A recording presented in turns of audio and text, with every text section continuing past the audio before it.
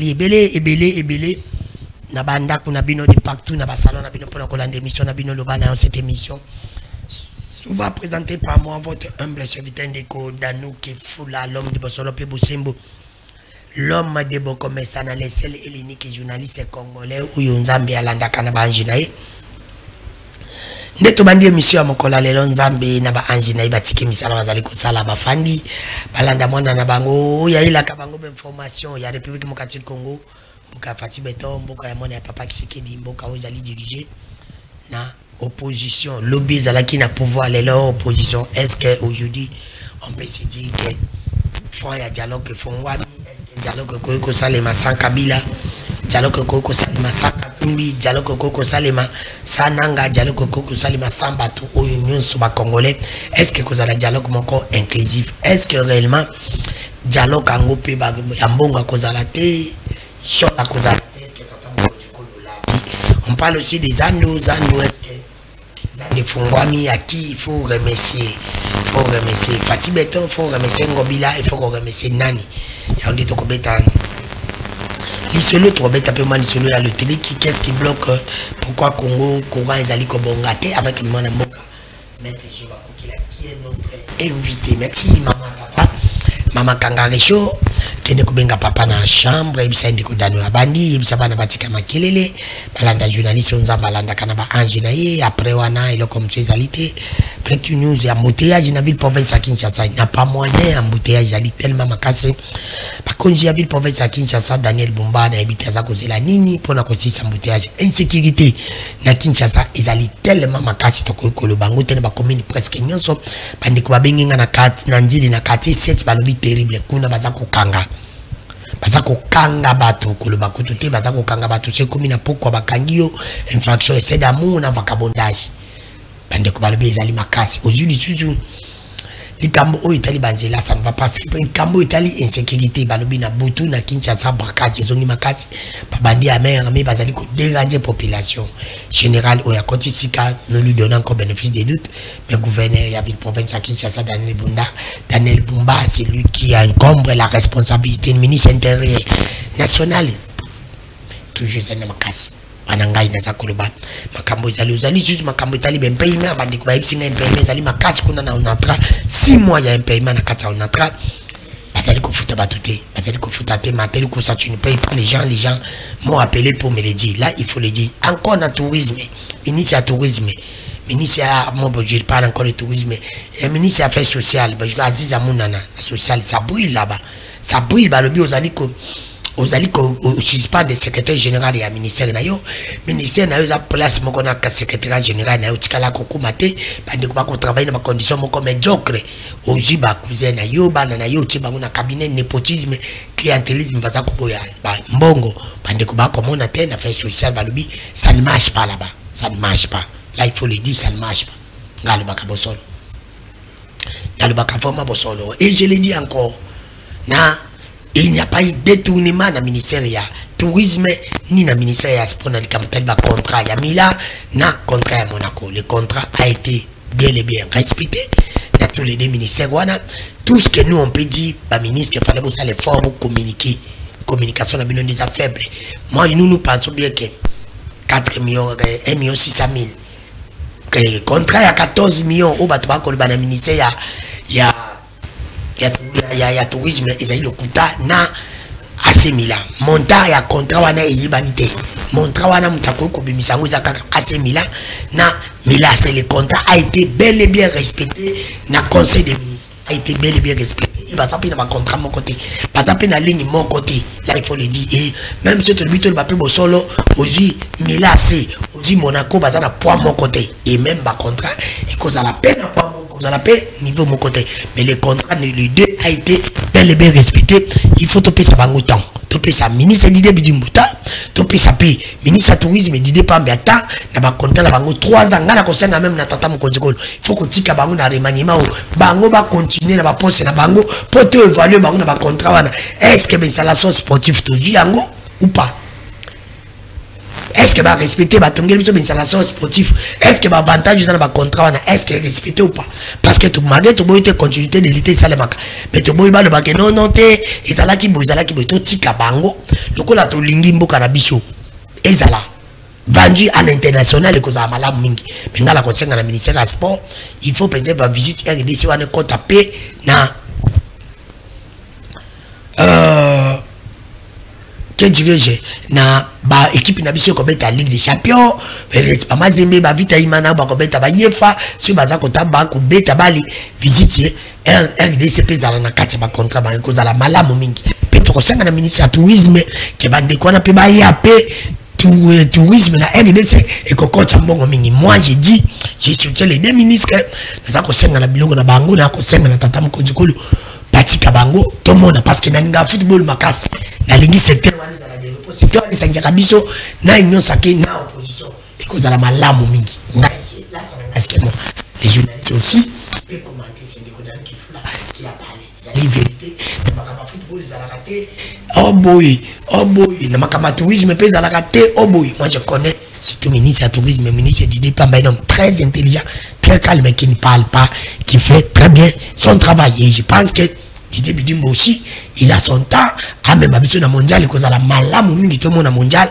et l'équipe na biso za bien ba respecter surtout football na biso et cause à la malamu moi na mboka Didier Bidimbo na sengi na ope kende na lemba kuna na installation ya fikini bako ko jamais batterie à football bako misango baba ate presque na kati ya limba fort na fikini batterie à football izalaki batiango komi baba ba laisser yango malgré que ça entreprise baza ko likaba vivre mais on peut pas ba bebisa o Italie ba installation sportive na biso pour l'intérêt à makuti et ko la malamu te là vraiment j'interpelle le ministre Didier Bidimbo d'aller vérifier que ça la expertise et que ça la malamu mingi. Merci mon amboka junior bakoki la mode mbote ndeko dano ke fula encore une fois merci l'opportunité au petit mission Neno.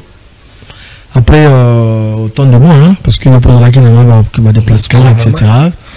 Et donc tu dois répondre à l'invitation la personne mbote na promoteur ya chaîne Oyo on a beaucoup Peter Tiani on a un peu kala na personne mbote na ba téléspectateurs je pense sur les opportunités qu'on a besoin à travers cette très belle émission qui est suivie sincèrement on s'en a ça parce que la population va comme réclamer mais toujours l'endroit pas de noter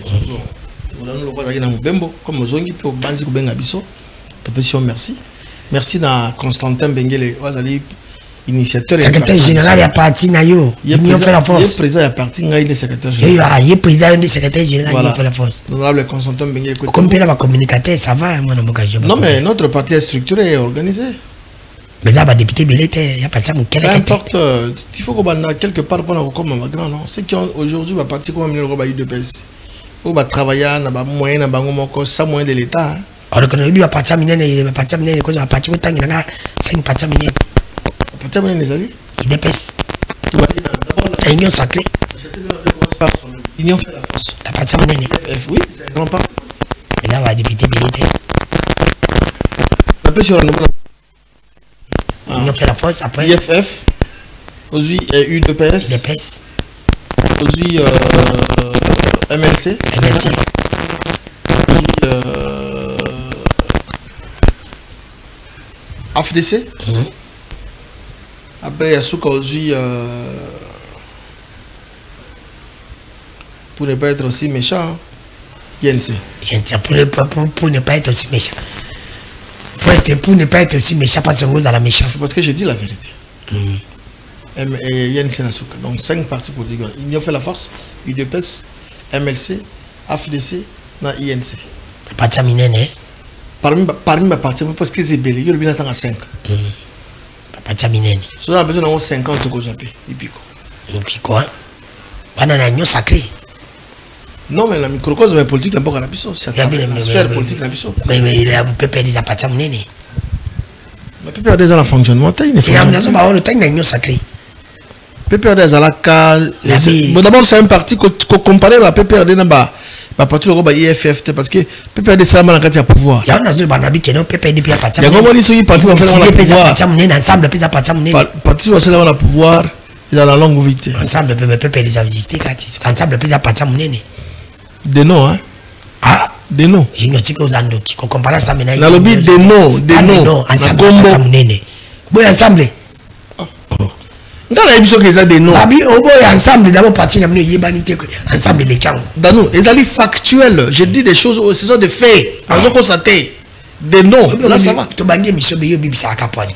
Nga bebisite nga répondre à ma question na bitu déjà yo bien non nga tinga lo banene très bien habillé na moni nyonsa ke comme foot aïe ba côté on va te nommer bientôt à nommer Colomé ceux qui me connaissent moi kaboni que il est temps après ça biso confiance dans ça là nous avons capacité parce que totangi be ba classe yango place bango be batangela expérience depuis que tout ça ba kila c'est il ça là plus de 15 ans déjà donc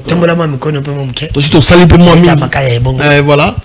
Si nous avons la chance d'être choisis parmi où on peut sa confiance parce que tout le monde a fraîchement à l'université bouffe il va bombarder va passer un sala à l'université pouf oh bah on nomme bino pendeni je ba kokela bozana ba désordre bozana ba nina ba communicateur mi balé nazo ebate bino pe ba mabe bino bobeti Donald Kabasele Musinzo je ba kokela te ça mutabati de mon mboka Donald Kabasele Musinzo ça tête tous absolument tous ensemble tous ba communicateur bisonyo qui est le coordonnateur dans le but que tous ba communicateur qui est le coordonnateur il n'y a pas question de coordonnateur tout ça parce que d'abord cette question de cordons ça si on veut décortiquer ça va encore susciter un débat parce que mon émission ils ont balandaka ils ont balandaka ça ont bazar le cas dans JOP vous avez vice-président Alina Yeba parce que vous avez chef est-ce que vous avez chef ou la chef parce que comme il balé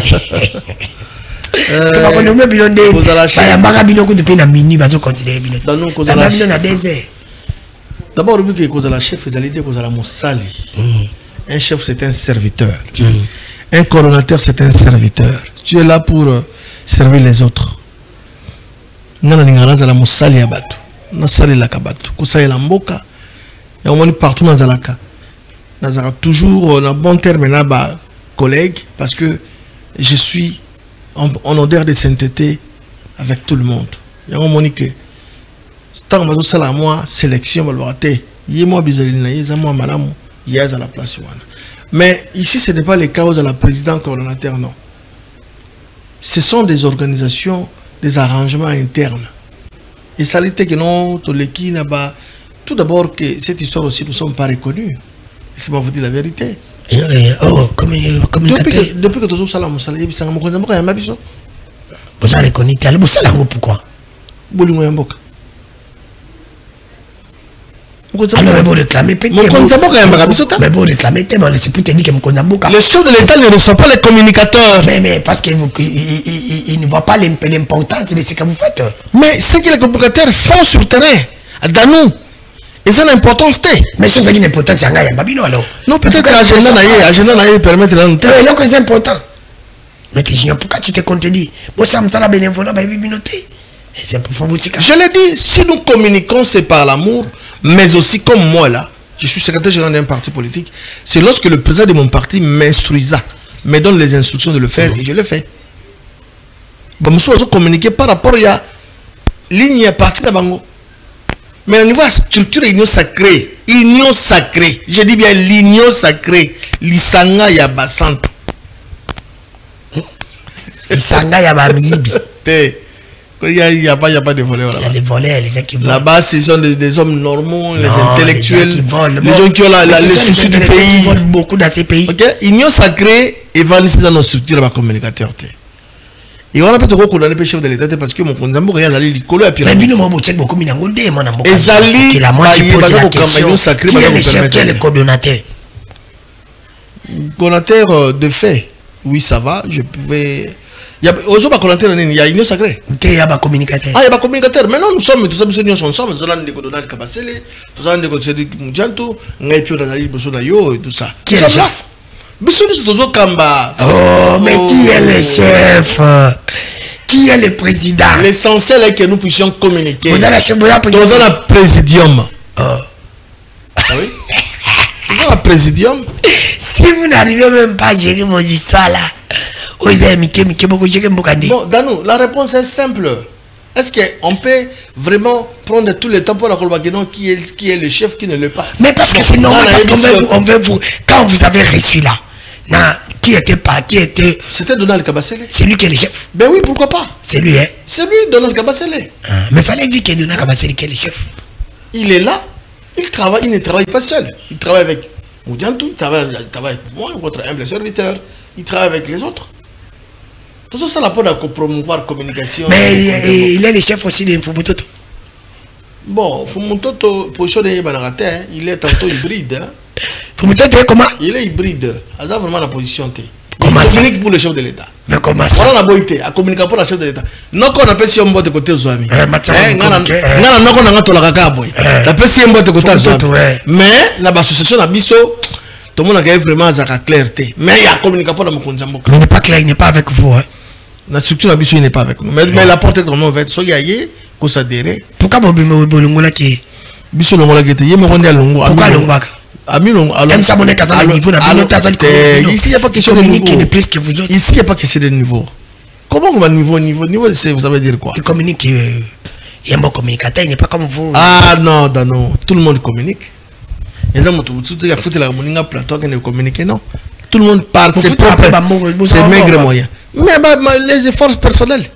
Mais bon, on le connaît, beaucoup de l'amour du pays et l'amour du chef de l'État. Tout ça, on Mokozamboka. On a beaucoup de gens qui ont pourquoi toi tu aimes parler de la Sénèque? Et température. Ah, ok. Lelo, na kisasa lelo. Et la ngango ezoya. Tu peux voir le même sommeil kauki. Oh, mais c'est le côté de la machine. Vous avez déjà pris les dispositions. Toi, tu parles avec ton cousin, Lucinde. Quand je dis qu'il est incompétent, toi, tu ne vas pas dire qu'ils sont bon, Dano, il faut faire un distinguo. Allons-y, je te le dis. Moi, quand je le dis solennellement, j'aimerais que population balande. Moi, je suis politique. Je suis parmi les communicateurs ou les communicateurs pour une action visible à mon Kondiamboka. Son Excellence Félix Antoine de Chilombo. Le col Azambe Zali mon aîné, grande forêt équatoriale, na kati banzite Zali belé. C'est-à-dire que Bokambami, ils ont une dimension, une structure belé. Tu peux embrasser et sauter, tu peux se perdre. Na kati Azamba. D'où on se focaliser dans le domaine tel pour que nous puissions les informations dans la réalisation de mon Kondiamboka. D'abord, c'est Tshisekedi Tshilombo. D'abord, c'est Tshisekedi Tshilombo. Nous avons se focaliser beaucoup plus dans les matériaux de certes de l'électricité. Dans le baka, maye état mon Kondiamboka zoaki na niveau to komeli pe ba perspectives à venir. Il y a un rôle pour le chef de l'État, pour que la population sache que à ce niveau, c'est très très important. Parce que ce qu'on a dans le régime, mais comme tu sais qu'il y a ton dimito accompagné, tu as s'occuper dans le domaine tel pour qu'on appelle ça le meilleur. Pour que la population se retrouve. L'électricité, ils ont la population. La population, il faut qu'on y ait bas. Danou, il faut qu'on y ait bas. Il faut qu'on y ait bas.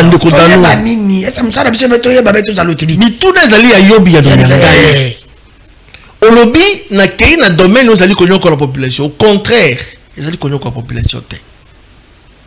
Parce que Nabamboka Nyonso. Il est vrai. Moi, qui a développé l'électricité. Très bien. Vraiment, au salut de la recherche à Malam. Mais il faut qu'on ait l'état nini. Mokonzambo Kazum, Bokonzi Naye, à côté de Bokonzi, côté là, degré à dessert, niveau Zalaki, mais infrastructure, Batikaki, ou Pesakalo Tiliki, et Zalaki dans niveau nini. Sauf qu'il est le Congo, tu vas aller Kozolo Tiliki T. Tout ça que l'autre dit qu'il y a malongate parce que tout ça un problème c'est moko tout ça qu'on produit tout toza ko produire mais qui doit produire? C'est l'État. Voilà. Mais l'État le congolais c'est Lucinde, c'est toi. Non. Mais l'État Lucinde a géré. Mais pourquoi une démission? C'est Lucinde qui vous envoie à quoi qu'ils Lucinde injustement, indirectement par sentiment T. Il n'y a pour rien dans cette histoire. Laissez-moi arriver là-bas, là sa vérité. Allons-y. L'État congolais a libéralisé d'abord secteur et l'autre énergie dans le cannabis. Ça a été libéralisé. Aux Allemands, il y a qu'à travailler, qu'à œuvrer, au sein de la Mombongo, à côté électricité. Côté de l'autre, il quelques-uns basali dans la zone un peu reculée, dans la province minière, etc. Mais pas forcément et mais la SNEL est société à l'État, l'État est actionnaire unique. Talamibou ou toba qui la SNEL. Salimibou est belé. Alors, il aura dit ce qu'il y a. Pour la population va constater effectivement qu'il y a un problème de production. L'autre dit que ça va produire des aliments qui est. Quand on a compte, il y a un nombre de la population, quand on a compte, il y a besoin d'exprimer la population. Mboka Angola, qui est ici à nos côtés, ici, notre voisin, il te produit plus de 6000 MW. Or, besoin Angola, il y a là-bas 3000, si c'est 2500, 3000 MW. Il y a un petit cas là, on est à l'excédent à Tekayango, comme on a bonbon, côté de la Boka Papaya. Alors, ça la bénéfice, il y a Angola, on ne même pas couper tous ces alariés parce qu'il va produire à Mingi. Mais Bisomboka, Grand Congo, le Kola sous-continent, tout ça qu'on produit moins de 2000 MW. Moins de 2000 MW pour ne pas payer ça minier, pas payer ça biso à la guise ça partout. Et aussi matin. Et ça le cause là-bas dans Nantako. Au solam babiloko mukie bana bazali beli ba koto dans ndengeni. C'est ce qui se passe dans notre pays, d'où l'État n'est pas responsable parce que y a les alliés locaux à l'État. Atika batobo kambela ye société commerciale bien sûr. Mais bakambia snel bazali en vocation pour ça la barrage était non. Mais l'État oblige vous à soutenir, c'est vous de l'union sacrée. Mais justement, l'État qui vous a je n'accuse pas Tshisekedi parce que c'est suite à Tshisekedi Tshilombo. Yo quelle est sa réponse? Grâce à Tshisekedi Tshilombo, ba contrat a été signé pour que Banque mondiale ba ça la grand projet Grand Inga, projet à Grand Inga, Inga 3. Mais si ba signé contrat laissez non, écoutez. Écoutez, moi je veux la précision. Allons-y. Ba demande ba ko salé. Ouais. Mais il fallait que tu sais qu'il y a. À ça, la autopsie à Mboka, à niveau à Koutaki Mboka, qui a ma calé. Je ne flatte personne, je suis très sérieux. S'il vous plaît. Parce que ma cabo, c'est l'autre qui est allé, mais je continue, et je concerne, et à la yo, et à l'angaï. Mais il y a un Mboka, ils allaient le mabe, qui s'est dit. La lobby boy de Kodano qui est foula, mpaf. C'est votre nom, non? Oui, c'est mon nom. Et quand il y a des certes producteurs à la qui m'ont pied, d'où Tata Boko Nzamboka a tiré ma boko na yesiko na makamalo tiliki. Conseil d'administration à la Banque mondiale, bah déjà qu'on signé depuis le mois, bah Dimaka déjà depuis il y a un mois passé, qui va décaisser plus d'1 milliard. Tout ce qu'on a samedi passé, équipe de la Banque mondiale a voté à la Awa. Bazali Père, on a qui c'est ça? Na Doudou Fambalikoun et le ministre. Le ministre qui travaille, ça c'est Doudou Famba, il travaille. Et je sais pas si Nicolas Kazadi. T'es dans l'équipe polémique. L'État est allé continuité. Tika polémique. Ils allé continuité. Comment dit l'État, le gouvernement c'était un corps. C'est un corpus. Mais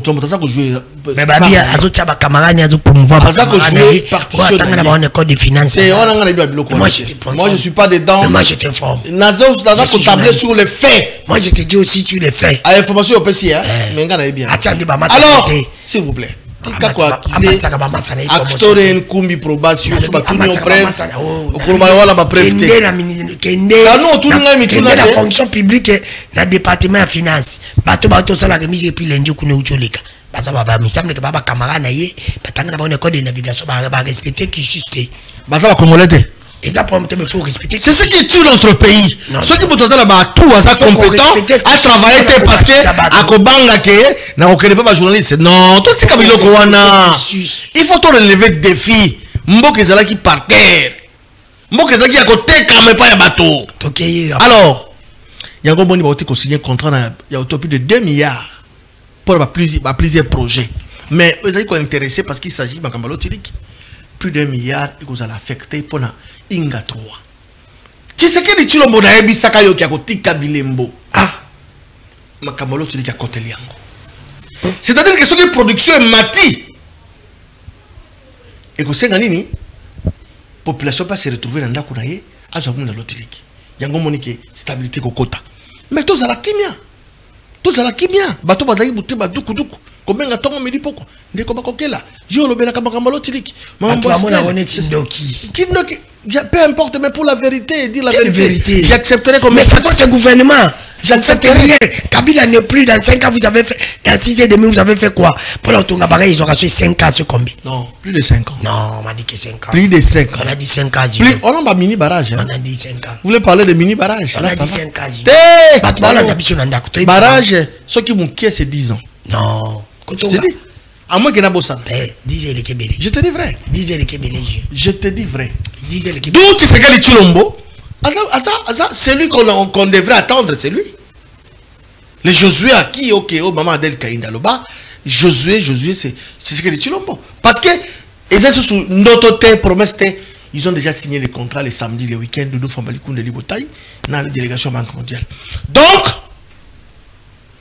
tant aux productions comme Mata, Totika, le comité de gestion au Baosala Moussala Malam. Je vous dis, Naebi Sapé, on a rappelé là, on peut tout citer. Le top manager d'Asnel, Lucinde, Fabrice Lucinde, comité de gestion Wana. Boyko Tangi la bango nyonso. Mais matali mes gestion, détournement, baïbi yango, ils sont là-bas des nabangote. Danou, je te dis, Dieu m'a témoin. Nous avons juré population. Je te dis vrai. Sinel, ça va. Mais celui qui a remis l'ordre, Nanda Koseki. Pour ton information, celui qui a remis l'ordre. Mais pourquoi le sur les actions. Si vous avez des pourquoi ne communiquez pas? Comment? Mais qu'est-ce que je fais ici? Je communique les actions de la SNEL. Pas plus tard que la semaine passée. Moi, tu peux installer ma cabine à Sikaraba Bumbu. Obi pas dans Kitambo. Service à Kitambo. Ben, puis ma rabisso courant, puis ça fait ma facture. Et bah, on m'a dit panneau. Bon, ça je ne sais pas, je ne confirme pas. Je te confirme ça. Malobana est allé évangéliser. Je te confirme ça. Malobana yo est allé. Malobana sans tout est. Dans ma service Nabino. Badimi qui n'a qu'à Lucine dans son groupe n'a pas. Moi je ne travaille pas la SNEL. Malobana va service Nabino. Tala yo mon collègue Ozana. Tala. Alex. Oni. Kolobate que non. Oh yo nino. Non non parce que. Oh Simbinini. Non non de toute façon. Je communique à tout le monde. Non non. Pourquoi? Je m'explique. Ah pourquoi? Pourquoi? Parce que je la chargé pas dans un andako. Je quitte la maison à 7h. 7h du matin. Ils ont plein. Tipo quoi? N'a pas mais ça encore ta manière à changer. Au changer de la charger pour courant. Parce que place na kotambola partout. Non non. Nous tous sommes comme une honte. Pardon? On les a raisonné. Je me réveille chez moi. Et pas dans la mukanato on a chargé na tout plein. Na kotambola na courant na côté. Place à Zobima. Mais place na ba transport na Zozwa. S'il vous plaît. Na ba combi na kozwa. Na combi to zala mutu. Tika ba bloko wana. Ba combi na kozwa. Ba taxi na kozwa na ko charger wapi. Il faut dans moi nini ils ont produire énergie pour charger téléphone na où est le problème? Pas les autres. Ça c'est pas un problème. Pourquoi kalato ibaka monter? Danou, laissez-moi vous dire. Il y a pas Kabila Matine pas qui il y a un travail. Au comment on a même constaté même à la ville à Kinshasa. Amélioration nette. Et qu'on sent les manami pour les moments. Pourquoi j'ai dit ça? Pourquoi? Parce qu'il y a eu des contrats même au-delà. Il y a contrat à la Banque mondiale dans le gouvernement congolais. Il y a eu la société SNEL, la société Tint électrique. Les Chinois. Ils ont signé un contrat pour rénover le réseau. Il y a direction de distribution Kinshasa Nord. Ils ont 5 communes. Commune, il y a Gombe, il y a Lingwala, il y a Barumbu, il y a Kinshasa, il y a Kasavubu, DKN. Donc 5 communes, on a rénover, changer les câbles, changer, même l'éclairage public. Donc, au comment on a changement. Et au-delà de ça, la coopération japonaise, JICA, avec le gouvernement congolais, contrat pour rénover encore. Cette fois-ci, ce n'est plus DKN, mais qui a mon amba. Au moins, malembe, ça demande de moyens. Mais la commission de l'eau, c'est la lobité. Sinon, elle est comme avec promptitude, avec rapidité. S'il y a un problème, c'est ici l'occasion, on a félicité le directeur régional, nous avons la Kinshasa. Nous avons DKX. Le directeur régional, nous avons distribution de la Kinshasa, na patron na bango DDK. Mon amboka de Doutoukouzu. Ce qui est le problème n'est pas sensibilité, ben équipe va quitter sur le terrain. Et pas la courant. Yoka danou, ba réalisation SNEL. Y'a pas amboka. Oh yoza kondi mamisa na été. Yoka ba relation na ye. Quand les alaka bon côté. Tozo linga, to boité. Même le pari n'a jamais été conçu en un seul jour. Malebe moina moi. Danou, quand les alaki ba jeune quartier ba ton quartier ba to sangi mbongo pona kosoma ba câble. Tant que Lucine comme directeur général obi pas question, plus question. Soit qu'un entrepôt à SNEL.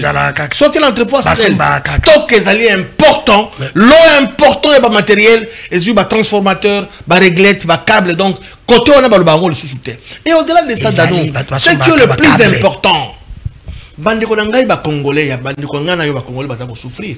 Mingi basala ki na SNEL là comme ba journalier ba 15 ans, 20 ans. On a ko tout Lucine zala ki déjà SNEL té. Mais les lots comme ko régulariser na temps. Premier ba journalier. Mais basaka ti le ba journalier. Non, basala ki tellement ébélé, mais ébélé ba comme ba agent. Ba ébélé ba comme considéré. C'est grâce à cet homme là. Grâce à sa bonne foi, grâce à sa bonne volonté. Pour ton information, tant que ça la sélection ba journalier wana a boya komikoti ça. Atika indépendance et loko wana na bato bususu basala yango. Baya kana rapport ya signé kaka c'est fini. Et puis la sélection on komona ta mutu ya famille na ya zalité. Oh, OK, le bec le solo DG, le cousin ngai il te chasse. Pour lui c'est la compétence, c'est le meilleur de soi. Pesa mayele na yo nzebi na yo ba sélectionner la commission de la mise en place. Vous voyez, tout le monde doit se la calabasse que moto bandi musala journalier a confié journalier. Mais si aujourd'hui ce n'est pas le cas, ce n'est plus le cas. J'allais dire, c'est grâce à cet homme là qui est sincère, qui est honnête. On les a qu'on s'est déployé. On peut s'abeiller na yo. Partout il y a un problème. Ceux qui va commettre les doléances que vous imaginez même que les DG les abonnés ya SNEL Moutako va na Bumbu par exemple. Moutako va na Selemba, wa na numéro a déjà comme lié. Mais c'est le DG dans un problème à courant. Il y résout. A peut comité à niveau na directeur général na mo konzi bunene na ko s'occuper de message hôtel. Il prend le message à Tindi parce que les compétences sont d'attribution. À côté d'un pas DDK Taliwa Finance n'est pas DKE, DAE, à Tindi pas CVS, Jet, bah résoudre le problème. Bah ça la capé boni danou. Oui que Fanny Singani pour na mona des bateaux fingo na ba commenter des bateaux mona zoko ça des bateaux. Ce n'est pas un problème. Qu'on peut insulter mais c'est la vérité est têtue. Yo mo to le barango chaque fois. La vérité. Merci. Madame Bokaji. Donc tout chez SNEL et ça le quoi est lobité. C'est la lobby qui a un paiement. Bah tu foutre ba découvert, c'est-à-dire que bah la banque ba défini bon ba foutre ba argent. Les dos SNEL a comment ba compte comment na vert. Avant chaque le 25, il faut ba argent nion sans salaire naï. C'est sous Lucinde. Yoka ba réalisation dans nous parlons de faits, de réalisation. Merci. Est-ce que vous avez sous thème la Lucine? Jana kotia tembi parce que na mona ko. On est comme moté maman. Na zaka muta mabe depuis kalo ebiti nga muta mabe ti mona muta mabe si saka ponga la zat. Kasi po mona ngane muta mabe ngane ndoki. C'est nandi mi ona ndi makate. Nandi ma ona ndi makate. Omoni. Mona mboka jinyo bakokela. Dialogue aujourd'hui on peut se dire que tata mokonjoko le bref ayambi basango. Dialogue ezako fungwa mametozo yo kana ko liste dialogue Kabila te onanga te o Katumbi te koto inchole te ambongo te eskendeko na okepe batala muka baloba ke dialogue koki ko salema te parlement de bola muka sabato na Kabila qui c'est qui devait diviser eskendeko jino bakokela tolingi gouvernement cohésion nationale tolingi unité lelo peto do ba bandiko nyonso bafinga ki basango fo bazusenga basango pardon les retours de Bakeno, dialogue que ça, et tu vas tout faire Salema. Mais faire Salema, il n'y a pas de chose. Est-ce que tu es d'accord que dialogue que Salema, sans Kabila, sans Nanga, sans Katumbi ou faut monsieur nous? Très bien, dans nous pour la question d'ailleurs. On a rappelé d'ailleurs d'abord que Bisso ba Congolais. tomesana na ba ise coutume na biso o ba bengia arba palabre et pas bandiko na ba ko ba bengia ngombongianzi bokena science était bo vandi bozo solo là ezali na ba ADN na biso ba congolais ko faire croire na biso teke c'est initiative ba sango ne pas pesa biso dialogue non ezaba habitude na biso mais ka ba sango pe baza makasi na koza combat ezaba habitude na biso tomesana koza combat fo ndi babaninga tata mokonzambo azaka toujours disponible pour le dialogue. Il aime dialoguer. Il y a un moment où il verbe facile. C'est qu'il aime parler avec les gens, échanger avec les gens, dialoguer avec les gens pour trouver solution. Mais tout le temps on a enveloppe, on connaît la carte enveloppe maman to lobité. Contenu dans le lobby boy boy non. Parce que jusque là ce n'est qu'un projet. Tout le monde a tango pas, nzambe abumba rebelle na tout bananga tout wow. Parce que la crise n'est pas politique, la crise elle est sécuritaire. Ah mais oui. Mais si la crise est sécuritaire, bah on est lui a comme ça yango loko la politique. Mais comment on peut si la crise elle est sécuritaire? Pourquoi ça va aider dans l'ité? Tout est dans la élection. Oh le kulu tout dans ya Martin participe qui? Oh le kulu tout dans ya Moïse Katumbi. Les Zaki triqué. Ils ont participé aux élections. Ils ont participé aux élections. 9 jours. C'est pour dire que la crise n'est pas politique. La crise elle est sécuritaire. Oh, le bateau balingi bazoa bokonzi na makasi, babo ba congolais pour que bazoa bokonzi. Nous savons pas ko la mukabo pan a bendi pe ma yamnanga, a bendi pe ma banani otu bazakuna. A bendi pe ma M23 ba Rwanda na to bakufi. Pour quand dans mes aramabek. A combien n'a pe ma côté pe bakufi. Ah, tout ça est dans la légalité. Ici, il y a la légalité. Quand il est illégal. Mais ils ont connu qu'on a battu. Illégitime, mais ici il y a la légitimité. Parce que l'expression populaire. Dans le légitimité, il y a la peuple. Danou, toujours le bakamoun balete. Alors, la vie humaine est sacrée. Non, parce que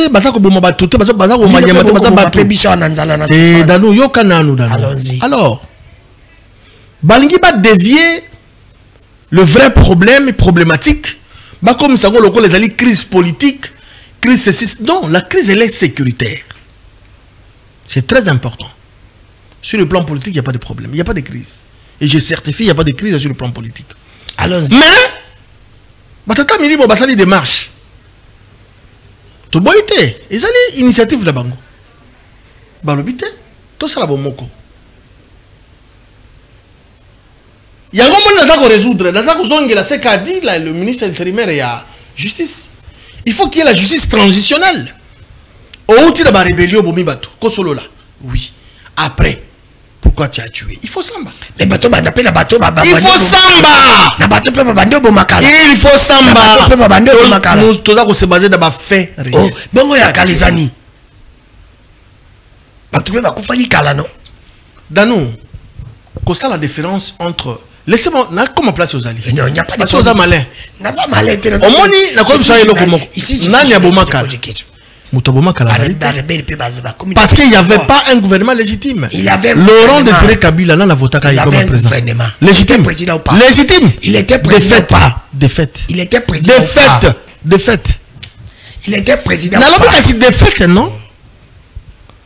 Un président de fait. Parce que la population congolaise a voté Laurent Désiré Kabila tel que commission président.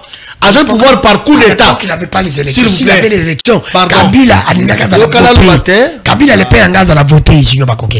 À comment il pouvoir? À comment il peut continuer? S'il avait les élections, tout le monde était fatigué. Tout le monde était fatigué de Mobutu. Il ne faut pas me poser des questions que pas. Il fallait tuer les gens pour arriver au pouvoir. Tout le monde était fatigué de Mobutu. Il fallait maintenant tuer les gens pour arriver au pouvoir, accéder au pouvoir. C'est ça le seul moyen, c'était ça. Et lui parle de la libération. Non, les gens, Danou. Les gens ont péri. Toi, tu as vécu à Kinshasa. Tu sais, tu vas couper la rébellion. Manda côté à Est, tu es comme la Kinshasa. Alors, on suit beaucoup de la Makassi. Kamba yango na nenga lolinga longo bali. Oye na nenga ki yauli. Oye biso e kumbaki. Bebe kumbaki. Oye biso ba Rwandais wa namboka. Yango ni masuma ngoti le to futaka. Ndiye mwana mboka Jean-Pierre Bemba Tele mabi non. Bon, envahisseur, s'il vous plaît, tozongisaki ba Rwanda major général na mboki te Danou, laissez-moi. Tu m'as posé la question, laissez-moi répondre. Je ne peux pas te laisser tromper. Défendre Mboka. Ils sont qui vont rébellion te. Pour défendre, ko benga na ba envahisseur. Ko benga na ba envahisseur. Ko benga na ba envahisseur. Mais nanga pe abatemi pour alongola tribalisme na népotisme na clientélisme. Nani? Nanga. Nani tribalisme nani? Mais avec qui c'est qui est tribalisme? Nana Kosio. Mais oui. Qui vous a menti? Voyez bien comment ça l'assemblée. On a bien des abons. En quoi il est tribal? Nous avons le chef de corps, les alliés. Chef de corps, qui est l'Assemblée nationale. Il est kassayen. La volonté. D'abord, on a un système. Chez les blancs, chez les blancs, il y a un tribalisme sauté. Il y a un développement. Mayele na ye. C'est bâtard, on tribalisme, il y a l'antiquité. Nous avons la chance d'avoir un président comme Tshisekedi. Rappelez-vous bien. Bitumeko si la peine a caillé na biki sur la table. Rappelez-vous. Diplomatie. La plateau na. Vous êtes conquitté. Au combien? T'es conquitté. Dans le wakana diplomatie, t'es conquitté. T'es conquitté. T'es conquitté bitumaki, t'es conquitté diplomatie. Mais naïf ça que toko si ça na bitu na manduki, tu comprends na papier na biki. Tout qui minéré. Il me semble, contrat. C'est un faux débat. Un faux débat. Encore qu'un faux débat. Encore qu'un faux débat. Aujourd'hui, guerre est allée dans le passé. On m'a dit comment Mangungo est allé Manago Mabuka Vuana et Amutu Pemasuka. Vous comptez maintenant aux États-Unis, un pays indépendant, à conseil, à compter dans un pays musulman pour y Dano. Il y a maintenant affrontement entre Iran et Israël.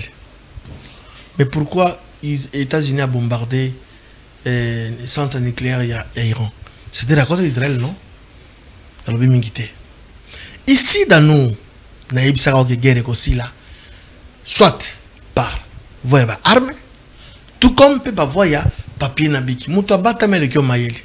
C'est que les Chilombaza, c'est l'opposition armée, c'est l'opposition non armée. Asima mando kité. A comment vous continuez la population va faire confiance. Kaka ninga zoki vous kondi na mando kité. Kaka ninga sili sebe bitumba na mando kité. Papier nabiki. C'est simple pour comprendre. Yango moi le loyo maman Wagner. Tu peux faire félicitations. Tu sais na mokonzi mboka. Maman on a tika la gouvernement seko na seko balongola été. Batiki place wana. Ah, pas ça musa malamu. Ya ça musa malamu.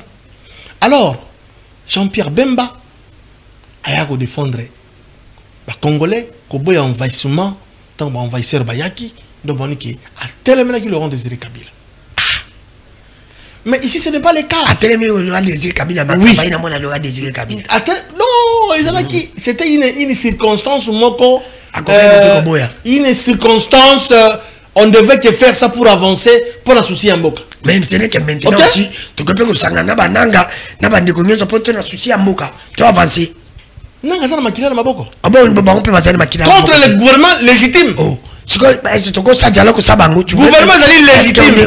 Toboité. Sabango. Toboité. Mais il faut ba samba. Oh. Ba osambande. Mais pas si bala makila. Mais il peut faut samba na bambongo. To samba nini? To bominani. To bominani. Tu ne m'as pas yibiba. Oui, tu me m'appelle bato. Mutantinda mama na ye mbongo boye bino bochengam. Il y a eu Mtaba benga ya crédible pas benga maman nazobela batina mbongo pa faux débat. Faux débat. Dano, tous à l'aise avec ça, ata to lana nzala. Tous à l'aise. Balobi la lanzala mais ça na kimia. Bandeko bano batikali ba orphelin, papa maman akufi. Ba ya ba tu ba kufi, mona tikali ya 3 ans 4 ans ye moko. Yebisa mo na vie na ye. Akorezona kananga na mutu na yende. Bon ba kufanga pe kala ba korezona kanani. Na émission différence zali, on n'a jamais fait la guerre contre un gouvernement légitime à l'époque. Non, okufa na accident, okufa na muyibi, okufa na poison, nyonso ezaka liwa. Liwa mukeza la kate ya munene za la kate. Il avait dit oui secret liwa parce que papa. okufi na note. Mais ça ponga na zoza mikanda nzambe. Hein? Nous devons aimer le pays. Moi j'aime très bien mon pays, c'est ça. Est-ce qu'on peut faire dialogue? éradiquer tout ça la dialogue, ça va n'enga. Et que ça dialogue. Là il format on est cause à la tête. Na peut ça dada même contenu ceux qui m'ont connu quand demi dialogue tout ça to ebi dans té. Asolaki na ba évêque va présenter ma conclusion na bango. Il est comme étant sage, père de la nation à lobby, il mettra en place une commission au Bagota la on a 4. Merci. Comme ça, la fête, on peut discuter. Merci de bande kwa zako na dabso so bandiga takinza sakela la capitale ya Bimu Kati Congo. C'est votre émission le bana on a mis mon amboka jinyo bakoki la secrétaire général la partie Union fait la Fox. Très bien.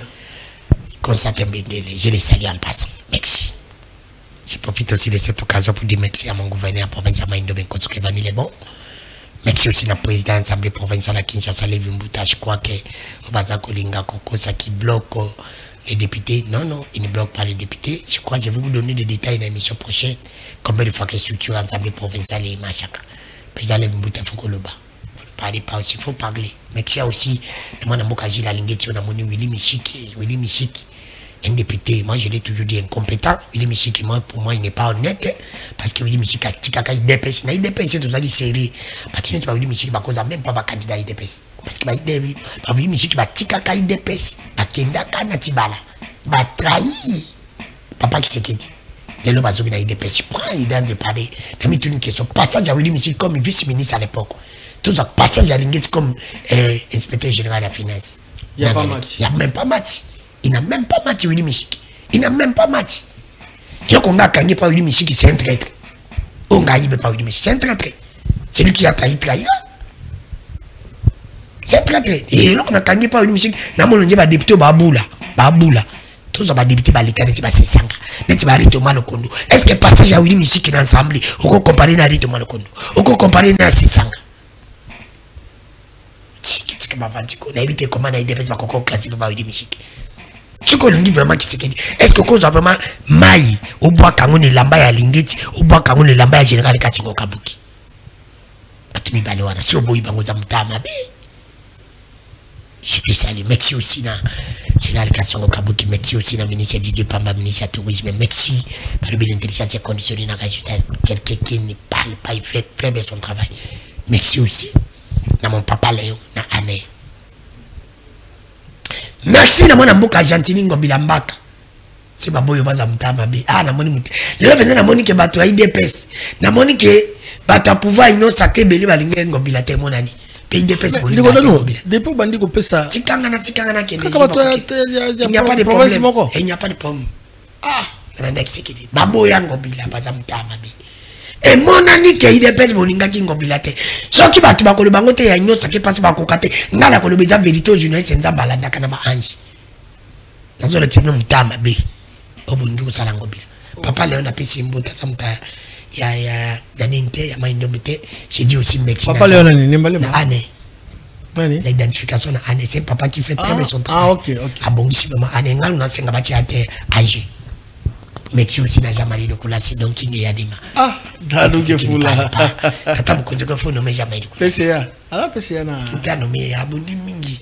Abese Kabila ya bo mabisi là. Non, Jamali de Koulasi c'est un grand frère qui est vraiment très loyal, fidèle à Mokonzi Mboka.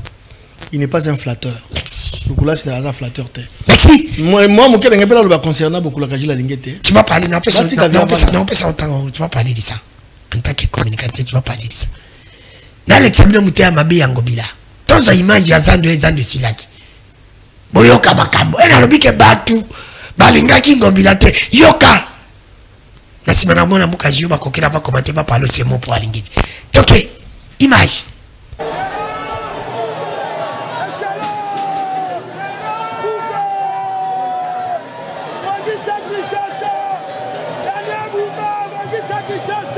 Mais ça va au-dessus de la biso maman ndunda pour foutre combien toyoki basango déjà ba pesa mbongo ba mais ça siga ouais ba ke bobo to la biso zandu te bo pesa ki biso zandu ba bibo tenga ki biso bo zwa pour ba bongisa mais bo tela ba 1 mètre 30 $60 ata bino moko vraiment maman ndunda maman matembele asomba bilanga ndunda mo bimba wana 1 mètre 30 ezaka 25 000 francs congolais mais yo spécial na montant que non il y a $60 en fouta mesa est-ce que Simba chef de l'état oza pour la biso batu oza pour la bangote au bazo kansa mais il y a guerre na mboka non il faut pas rappeler souci à population bon ça va mettre ça oui est normal bon ça va mettre ça cherté to boy va mettre ça cher to limba prix est normal ba to va foutu bango na bango il faut voir ça l'administration ba syndicat baza ba to ba koba des pavillons baza bozwa liste na des pavillons pour liste les goye ba kino o aza commerçant te kaka o aza commerçant te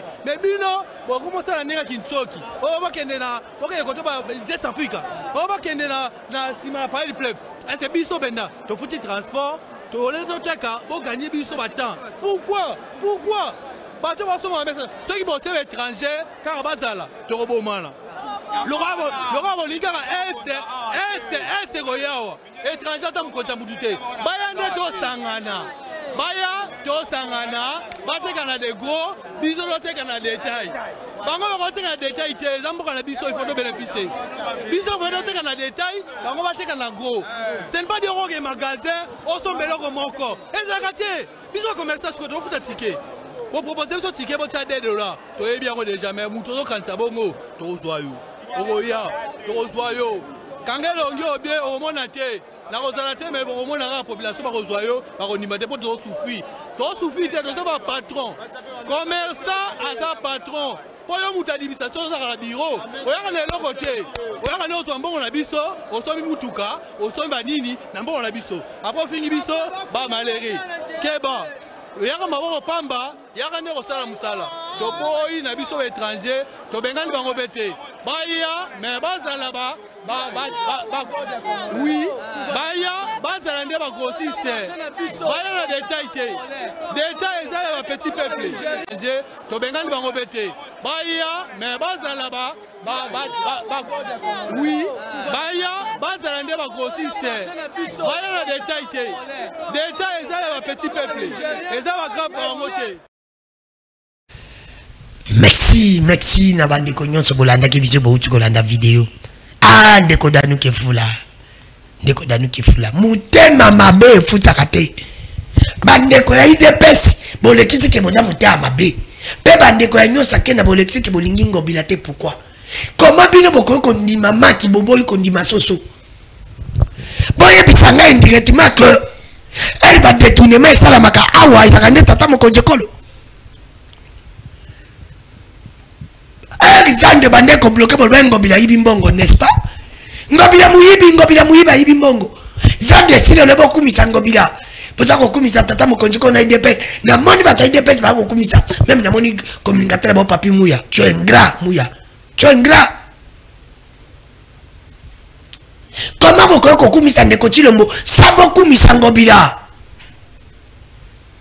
sabo kumisa même Daniel Bumba oza ingrat Mukolo il fallait fongola il fallait bien attendre ngobila asa na nyosa que c'est ton grand frère Daniel Bumba la zoya botala un incompétent est-ce que ça donne na yong Bumba est-ce que ça donne na yo vous avez fait quoi Daniel Bumba vous avez fait quoi pour Nazando faut bocha ngobila na teboche n'importe qui se dit sur l'impuissant Chilombo. C'est normal, c'est logique. Vous ne pouvez pas glorifier Chilombo sans glorifier Ngobila. Nabi ki batangobila bakokolo bangote, igno sake même Ngobila ibo ka lingate baluba. A tiango ka tata mokonzi kolo. Mengala lobi comme journaliste comme congolais. Ça c'est l'ingratitude. Ngobila ko continue batulete baluba. Moga jongi sanga Ngobila continue batulete po baluba. Baluba kena ya sala kalba kaka wi tata mokonzi kolo. Bravo impression na oui. Mais ngala zone ba comme congolais elle na mona salinga pasi il faut glorifier Ngobila c'est lui qui était le gouverneur à l'époque mon ville pendant qui Ngobila wana za cede Ngobila tiki Daniel Bumba ko zonner wanati faut bien Ngobila c'est bon qui peut le ben pena jekoko parce que ça qui vit nai elle beaucoup monsieur Ngobila pe bolobi n'époque ya ndeko Chilombo sur son impulsion là j'accepte vous êtes honnête mais ceux qui posa ko zango ndeko Chilombo boy Ngobila posa mtamabi et Ngobila kotina batute po baloba batanya sake bakoka oloba ngote mais moi je parle comme congolais comme journaliste honnête oyo nzamba lingaka oyo nzamba landaka nzamba lingaka honnêteté bravo à vous Ngobila ata balinga ki ototiki chef d'œuvre bamba tabakita etikali qu'à l'époque non gouverneur ndé salimaki c'est pour boy bossa mukida bino na lola époque ati le président Ngobila gouverneur. C'est ça la logique. Voilà dans bravo na bino. Mais c'est beaucoup musica. Mais quand il est béton, beaucoup comme ça Ngobila et ko caractère David faut on dit mara batu. Nabi faut on dit mara batu.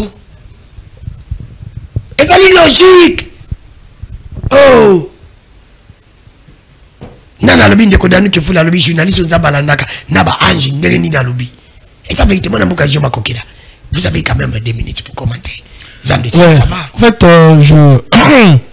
je dois être très sincèrement reconnaissant à Gentili Ngobila pour ce travail. Au moins, l'actuel gouverneur a sali Makambazan noté. On doit se dire la vérité. Makambazan d'État lié. Non, mais il fallait s'attacher. La populisme, mais non, il y a eu quelqu'un qui a travaillé. Oazo Baris qui a tout ça. Les autres Moni Moussala Yango et Salemi Azandu grâce à Gentili Ngobila Mbaka. Naïbi qui bakino mais ata batu baboyi mais c'est juste que des siècles et des siècles.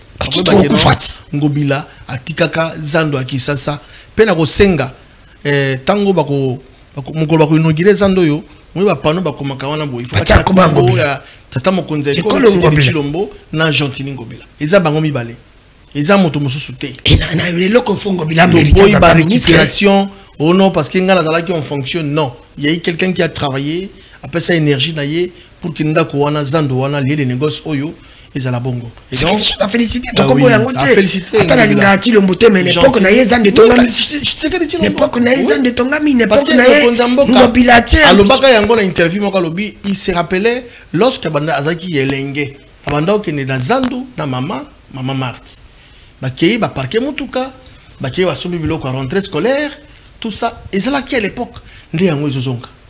Oui, mais quand on a réfléchi ça, on a kala. On moderne. On a chanté Ngobila. Et ça m'a commandé le bombate. Toboy ba récupération. Toboy ba récupération. C'est ça logique. Tu es honnête. Je suis honnête. Non, faut être quand même honnête. Je suis honnête, mon frère. Toboy récupération. Oui, Zali tata mokonza mboka na chanté Ngobila. Beaucoup comme ça Fati beaucoup Ngobila quand même. C'est pas normal. Donc il y a que ces deux là, des basala qui zando ça la boy. Ndeko aye abaki sa ta brique moko. Je sais Kinshasa. Tu sais. Enfin, dans le BMP, si la. Non, non, Kinshasa, non, mais je suis à Kinshasa, ville province à Kinshasa. Non, non, je suis totalement contre. Mais Mazo Salim à travers l'actuel gouverneur. Regarde la campagne pour Ndeko. Les Ndeko déçoit. Mais bon, tu as gifle dans le là-bas. Le là-bas, il est qui c'est Tei Bango. Et Tei Bango, gouverneur. Mais, moi, je oui, il y a ça de l'autre côté. Comment bino bolinga ko mnyoko la ka bato basala msama la boki magajina ka tsonka buki po abeta bino minduki koma yango na ngina tele yango na ngina akebisa soki alingita sa msala te c'est ka tsonka botelaka ça c'est être méchant soki bato babiki alingita sali msala te on a longwe ki bote ba mabe elongwe ki bote ba bondoki kombo nango ezanini non j'ai suivi ce monsieur là on raconter ba vie na ba plateau à télé. Qui? C'est un député. Est-ce que c'est un député? Qui? Comment on a un il est député. Il est député national. Ah bon? Oui. Mais un député national, c'est un homme d'État. Il faut que vous ayez tenu la réserve. Vous avez un balabala, un plateau à télé pour vous la tiveste. Non. Alingete, Jules, Kay Bokulak. On a bien Bokulak. C'est sur base de la réalisation, sur base de mon salaire sali, à implémenter discipline dans la finance publique. À Tiki Bilembo, Yoya Kaboye, Moussala Boutassa, mon cas n'a pas na pété boy. Ça c'est plus que même méchant. Ce n'est pas normal. J'ai suivi ma interview na Seki na Bimoto, est-ce qu'il comprend ce qu'il dit? Merci. C'est la même personne qu'on a vu. Baninga bazo que des vacances, tabamboka, ya kena na Marbella, na piscine, azo se filmer. Et il est là comme donner des leçons. Atika bisoto vanda kimia, atika bokolo kajila lingeta ki retraite avant da moment ya lo ya pe banadenge ya kibia.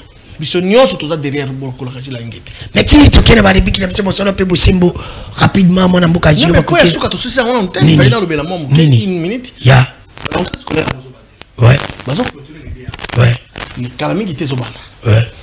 Mais le secteur et enseignement, il y a un problème actuellement. Détournement. Parce que, pote continue à EPST. On va détourner. Dans l'éducation, non, qui détourne, pote. Ah, mais pote. Quand tu grades, grade à Batou. Moi, je suis en grade avec 3-4 ans, yo, l'ongolien encore. Pourquoi? Na tourné tout dit, babite. Maman, zoko kate. Maman, zali, wana zoko kamusalate. Na tout dit, comme maman, zoko kamusalate. Ministre, zali, wana, ouais. Babi, papa. Ce qui est redresser le secteur de l'éducation, ils ont 5 ans pour tout le monde. Willy Bakonga. Ah, je vous jure, les alliés agents, les alliés je te dis, Maria Bisingai Danou. Tiens, ni Melangari. Natuni Bango. Natuni Bango na lobby, Willy Bakonga Salanini. Balobi Ndeko. Tobanda gratuité dans le néant, Mbongo Zalakite, Misole Zalakite. Azui risque wana. Tala risque Willy Bakonga zo. Nalbi c'est vrai. Mais mbakaba mine bo bobi sebiso te ndenge. Non, mais to koloba ndenge nini? Alinga ka koloba banalisation na été. Banalisation na yango moko eganga. Nabi ah bon? D'où nécessité, ça demande Willy Bakonga azonga na ndako pour que a relancer secteur éducation parce qu'ils allaient en péril. Tolingite ke ba effort boko de boka sali. Pendant que quelqu'un na yé et qu'il na mai gratuité tika la seko na seko. Oui bi ba enseigner bele bazo sur sur le fonctionnement pambate je suis maté côté wana côté à maman ministre Zaliwa. Donc na bosso na pe bosimbo ya mukola lelo on finit l'émission avec mon occasion ba kokela OK. Boto lembi pe oyo na lembi. Hein Gaïta, c'est ton travail, tu es réalisateur. Faut aller plus loin. Je ba kokela mon ana. Les deux sont comme président dans la cause à ministre non. Ministre dans la finance. Il y a finance. Non, il y a justice. Oh la moni constant Moutama. Le Bambi qui a fait son époque. Bango tout balé baza ba meilleur. Tenabi moka za mi comme président cause à ministre finance, ministre à justice ko tianan. Moko aux la vice moko titulaire. Soit moko. Par rapport à ma génération na koza Constant Moutamba tongo. Mais il n'y a pas de problème, tu es libre non? Oui, Constant Moutamba na koza comme ministre de la justice. Tous les qui comme président na koza la président na Sénat. On se bali basalem sala. Ba meilleur. Tous les deux. Papa Léon excellent. Papa Modeste Bati très excellent. Tous les deux. Te, nous allons choisir te ba ngomba na otika. Moko. Te, nzamba sela nga choix. Moko. Bagonyo sombali. Moko. Bagonyo sombali. Moko. Pona moko. Papa Léon a déjà la retraite kopema. D'où nécessité que Modeste Bati le coup. Président ministre de finance na. Doudou Fambali Kounde Libotai. Merci. Ministre Nayo, il y a intérieur. Président Oponana Nami Balé. Nakozota mon côté, ok. Bon, ce maïba médiocre. Nakozota mon côté. Bah, incompétent. Nakozota mon côté. Tout le cas. Nano Koutiaï na économie, bah, on se balé balé can économie. Bah, on tout va échouer, Nakozota mon côté. Tout le qui. Merci. Moi, je suis un là. Et monsieur, c'est pour ça la permet. Pour ça, là. Il faut que le bien soit que. Bazo Bondi Salingé, tu pamba, faut pas tirer à paiement. Batika à paiement, salim, salam. Tu réponds de cap à vous. Vrai. Vrai, il faut que le bien Willy Michi Kazaki est incompétent. Il y a des moutakendegi qui sont là. Selfie na Marbella. Na Marbella. Marbella, la piscine, ce qui paysage, ce qui dit. Vrai ou faux? Vrai. Vrai, il faut que le bien que Zan, il faut pas ça honneur et pangobila. Na président de la République. Vrai et vrai. Vrai, il faut le bien que Bino va communiquer à Nyon sacré, Bino Nyonso. Vous avez reconnu que vous avez Bino va reconnaître Binote. Parce que ceux qui t'ont reconnu, mais pas reconnaître, pas ça biso ba moyen. Ils va reconnaître Binote. Pas ça ba moyen té. Vrai, il faut le bien que président de Bino a donné à Kabasili. Oui. Mon amboka junior va coquer là. N'ayamba qui Timothée les noirs, le bien Zali.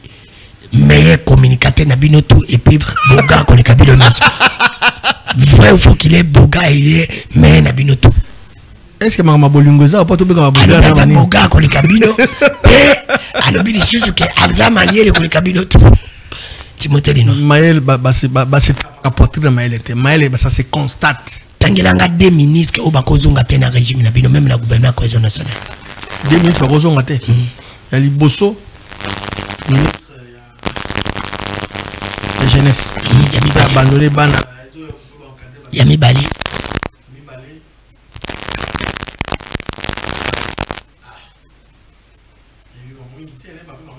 De ta secteur. Éducation. Le but est que Willy Bakonga zonga éducation. Willy Bakonga zonga éducation. Je peux pas relancer ce on est à Kokufa. Merci. Merci madame Bokajio Bakokila pour avoir répondu à notre invitation et monsieur Sili. Très bien, merci. Merci na bandeko nyonso bolanda ki biso bo s'abonner na chaîne na biso YouTube Ndeko Dano TV. Au côté s'abonner partager et ko sala malamu mingi les sel et l'unique journaliste congolais oyo nzamba alandaka na ba anjinayi. To kabani na ilema ya ministre ya tourisme balobi les 16 les 17 les 18 mobangi na festival oyo ezali ko organiser na ministère ya tourisme to vendre ka mboka ko sala malamu les sel et les ministres congolais. Oui, il y a crédible. Lui, il y a pas de temps pour conduire le papa même ministre. On a le baraté malama et on s'appelle dans le but. Mais bon, ça la capé reconnaît ça la bateau bas ça la malam. Et tout dit les mailles à maman Denise, tout cabani. Bye, à la prochaine.